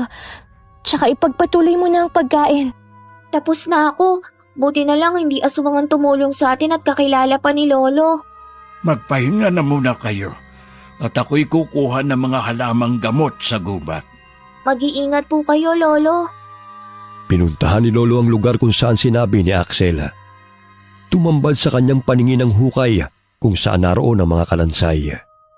Kabilang naroon ang bangkay ng aswang na kambal na nakalaban ni Tala. Dumiretso si Lolo sa kubo sa tabi ng ilog, kung saan huling nakita ng magkapatid si Malina. Napag-alaman ni Lolo na hindi yun pamilya ng aswang, kundi humingi lamang ng tulong ang inang aswang. Bagamat nang bumungad sa paningin ng may-ari ng kubo ang itsura ni Malina, ay tumanggi itong tulungan ng babae. Kailangan kong magpausok ng insenso. Sa gayon ay mawala ang negatibong enerhiya na iniwan ng aswang na yon. Gusto pa talagang bigyan ng sakit ang pamilyang naninirahan sa kubong ito. Nagsagawa ng orasyon si Lolo at may ibinigay na insenso sa mga magulang ng bata. Tuwing gabi dapat silang magpausok upang maitaboy ang negatibong enerhiya na siyang nagbibigay ng sakit sa pamilya. Sinunod na mag-asawang habili ni Lolo, kaya nabigo ang inang aswang sa masamang balak nito. Hoy, tanda! Pati ba naman dito sinusundan mo ko? Wala ka nang ginawa kundi ang pakialaman ako! Dahil ikaw ang nagpapakalat ng sakit sa baryong ito. Wala ka nang ginawa kundi ang maghasik ng lagim. Pero anong napala mo? Wala! Pinatay niyo ang dalawang anak ko, kaya sisingilin ko kayo ng doble! Hindi na mangyayari yun. Nakatakas ka man noon. Ngunit sisiguruhin ko ngayon, natitigil ka na sa kahibangan mo, Malina. Malakas na hinambalos ni Lolo ang buntot ng pagi sa babaeng aswang. Sa pagkakataong yun, ay halos doble ang sakit habang dumadapo yun sa katawan ng aswang, sapagkat sa pinahid na apdo ng ahas na may sangkap ng arok at makabuhay na halaman. Sa tuwing hinahambalo siya ng buntot ng pagi, ay nananalitay sa katawan ng aswang ang pait na tila kinukuryente ito. Ay! Anong ginawa mo, tanda? Tigilan mo yan! Ikaw ang tumigil dahil wala ka nang ginawa kundi ang maghasik ng kasamaan. Ikaw ang dahilan kung bakit namatay ang mga anak mo. Walang dapat na sisihin kundi ikaw. Ang sakit! Tama na! Tama na! Damhin mo ang sakit ng bawat hampas na dumadapo sa iyong katawan. Kulang pang kabayaran ng buhay mo sa bawat pamilyang pinagkaitan mo na makasama ang kanilang mga mahal sa buhay. Dahil sa inyong mga halangang kaluluwa, maraming pamilyang naghihinagpis. Bawa ka! Hindi ko na kaya ang sakit! Ngayon mo sabihin sa akin kung bakit kailangan kong sumanib sa inyo. Gayong wala namang kahantungan ng mga ginagawa ninyong kasamaan, kundi kaparusahan at kamatayan. Tama na! Hindi ko na kaya! Gumapang palayo si Malina dahil sa panghihina ng katawan. Halos lumuhod siya sa pagmamakaawa sa matandang manggagamot dahil hindi na nito makayanan ang sakit. Gumuhit ng krus sa lupa si Lolo, sabay na umusal ng orasyon. Anong ginagawa mo, tanda? Bakit parang hindi ako makahinga? Itigil mo ang orasyon! Nasasaktan ako! Hindi kita papatayin ngayon. Ngunit unti-unti kang gagapang sa lupa at mararamdaman mo ang bawat sakit na pinaramdam mo sa mga biniktima ninyo, kasama na ron ang asawa at anak ko. Maririnig mo ang bawat pagtangis at panaghoy nila. Tanda! Itigil mo to! Nakakabingi ang kanilang mga palahaw! Gabi-gabing naririnig ni Malina ang pagmamakaawa ng kanilang mga biktima na paulit-ulit na umaalingaw-ngaw sa kanyang pandinig. Dahil sa ginawang orasyon ni Lolo, ay nararamdaman din niya ang sakit sa bawat pagtadtad niya sa katawan ng mga biktima. Halos hindi na makayanan ni Malina ang sumbalik na isinagawa ng matandang manggagamot. Kaya't siya na mismo ang nagpatiwakal upang tapusin ang sariling buhay. Walang yakang matanda ka! Pero hindi ka magwawagi sa pagpapahirap sa akin!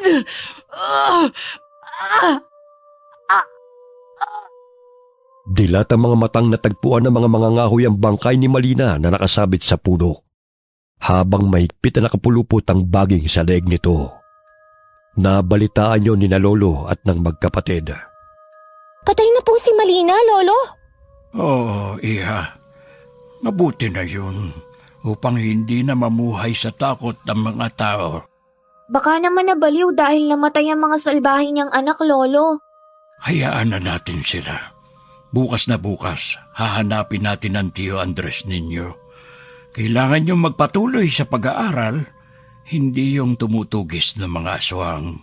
Kung maaari, dito na lang po kami kasama mo, Lolo. Hindi pwede, dahil kung saan-saan ako napapadpad at hindi ko kayo maaalagaan ng maayos. Maghahanap po ako ng trabaho, Lolo. Doon na kayo sa tiyo ninyo. Maaalagaan niya kayo at mapag-aaral. Huwag nang matigas ang ulo, mga bata, ha? Kinabukasan hinatid ni Lolo Andres sina Tala at Axel sa sitio Balabag, kung nasaan ang tiyo ng dalawa. Masaya silang tinanggap ng mag-asawa at pinangako ang pag-aaralin sila. Lo, maraming salamat po sa lahat ng tulong niyo sa amin ni Axel, ha. Pangako po, bibisitahin po namin kayo sa baryo. Mag-aaral kayo ng mabuti at magpapakabait, ha? Opo, Lolo. Maraming salamat po, Lolo. Tuwing bakasyon ay bibisitahin po namin kayo. Roysia, kailangan ko nang bumalik sa baryo. Baka mamaya ay magkaiyakan pa tayo rito. Inihatid ng tauhan ni Tio Andres si Lolo sa baryo Pandakan. Napag-alaman din ng ama na magkapatid na doon na sila naninirahan sa sitio Balabaga, kaya sinundo sila nito. Bagamat nagmatigas ang magkapatid na bumalik sa dati nilang tinitirhan, dahil hindi na makayanan ng pagmamaltrato ng kanilang madrasta. Ngunit labis ang pakiusap ng kanilang ama sapagkat walang mag-aalaga kay Josephine dahil may malubhang sakit na ito. Papauwiin niya tayo para alagaan ng babaeng yun. Gagawin na naman tayong alila. Ayoko siyang alagaan. Tapos kapag gumaling siya, sasaktan na naman niya tayo. Karma na yun sa kanya. Dahil nung malakas ang katawan niya ay alipin ang trato niya sa atin. Siguro, pinakulam na naman siya nung naging kaaway niya nun. Ate, nilalabasan daw ng mga langaw ang bibig niya at ipis. Ang sabi ni tatay kanina. Eh di kinulam nga siya. Dahil sa walang preno ang bibig nun sa pangiinsulto. Nakakita rin siya ng katapat niya. Makalipas ang ilang linggo, nabalitaan ng magkapatid na pumanaw na ang madrasta nilang si Josephine. Tila nabunutan sila ng tinik dahil wala ng mga alipusta sa kanila. Pilit din nilang kinalilimutan ang masalimuot na karanasan nilang magkapatid nung naligaw sila sa gubat at muntik nang mabiktima ng mag-iinang aswang. Okay, sana po nagustuhan niyo ang kwento ng magkapatid na sina Tala at Axel. Shoutout po tayo kay Desiree Ramos. Desiree, kamusta ka and God bless you and your family. Shoutout kina Julius Deloro at kay Jasmine Jane galing kay James Gonzaga. Shoutout din sa Deloro family and Royo family. Kamusta po kayong lahat? Hi kay Sharon Solero Masaga. Shoutout kay Aiko na nasa Bahrain, coming from Kaila. Hi din daw sa kuya niya at sa papa niya. Hi kay Josefina Coracha. Hi Genevieve Suko from Singapore. Shoutout kina Roshan and Jacqueline. Uy, matulog daw kayo ng maaga ha. Kung magkukwentuhan daw kayo, pabulong na lang para hindi napupuwet yung mga kasama nyo. Peace po peace. Hi kay Erica Ember from Singapore. Hi Annalyn Montanas from Jeddah, Saudi Arabia. Hi Rosalie Clemente from Abu Dhabi. Hi kay Widely Mooring. Hi kay Ami Yong. Kamusta kayo ma'am? Hi Ann Fuentes from Dubai. Hi kay Emma Merino from Antique. Hi kay Cliven Dubalan. Hi Delia Katu from Muntinlupa. Shout out kina Mr. Samuel Tubosa, Manong Dodong Tubosa, and Joy Cuevas Tubosa from Kuala Lumpur, Malaysia. Kamusta po kayo? Hi kay Elton June Iranon from Canada. Hi Nerilyn Bolongon from Saudi Arabia. Shout out kina Chanel and Dewey de la Cruz na nakikinig habang natutulog. Paano yun? Kamusta po kayo? Hi kay Richelle Adapon. Hi kay Ann Fuentes from Dubai. Shout out sa mga taga Qmart Cubao, Quezon City. Galing kay Virgil Latorre. Kamusta po kayong lahat dyan? Hi kay Jeneline Mix Vlog from Kuwait. Shout out kina Oliver at Sherilyn na laging nakikinig sa atin sa Intramuros, Manila. Salamat po. Hi kay Helen Sibulan. Hi kay Rosita Ocampo from Kuwait. Hi Lady Dam. Hi kay Ami Viray from Talim Island, Binangonan, Rizal. Shout out kina Tiong, Vinyas, Atisado, Mirabel, and Fajardo family. Lalo na kay RV Tiong from Bataan. Sorry mama, litong bati ko sa inyo. Shout out po kay Lisa Takada na lagi po nakikinig sa atin dyan sa Japan. Marami pong salamat ma'am. Alright, maraming pong salamat sa inyong lahat. At huwag po tayo makakalimut na magdasal palagi sa ating Panginoon, okay? God bless all of you.